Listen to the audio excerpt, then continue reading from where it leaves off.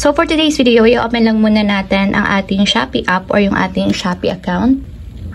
And then pagka-open mula dito sa pinakang homepage ng ating Shopee app, itap nyo lang yung main na nandito sa may lower right side para mapunta tayo sa pinakang profile or settings ng ating Shopee app.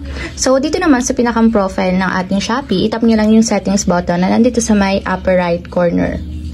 So dito, mapupunta tayo sa account settings. And then dito naman, hanapin nyo lang dito sa my account yung my addresses. So tap nyo lang siya pag nakita nyo na. And then dito, makikita nyo yung naka-default address sa inyong Shopee app. So kung gusto nyo palitan or magdagdag ng bagong address, itap nyo lang dito yung add a new address. So maglalagay lang ulit kayo dito ng bagong full name and then phone number. So ito yung mapupunta sa ating contact. So full name nyo ulit, lagay nyo lang. And then, yung phone number na gusto nyong gamitan or ilagay sa inyong Shopee. And then, maglalagay na tayo ng bagong address. So, lagay nyo lang yung province, city, and then barangay. So, kailangan guys, alam nyo din yung postal code and then yung street name or building house number ng inyong lugar. So, lagay na natin yung ating province. So, after sa address, lagay na natin yung postal code ng inyong lugar. And then, yung street name or building house number.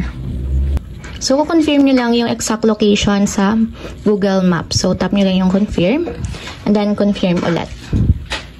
So, to make sure na talagang accessible yung address na ilalagay ninyo sa inyong Shopee app. So, after nyo malagay yung inyong address, scroll up lang natin. And dito, pwede nyo gawing default address yung inyong current address ngayon. So, i-turn on nyo lang yung switch button sa right side niya. Katulad nito, para ito na yung magiging default address dito sa ating Shopee app. So, tap lang natin yung submit para ma-save. So, kung makikita nyo, naka-default na yung bagong gawa natin na address. So, dito siya mapupunta sa taas once yun yung naka-activate na address dito sa ating Shopee.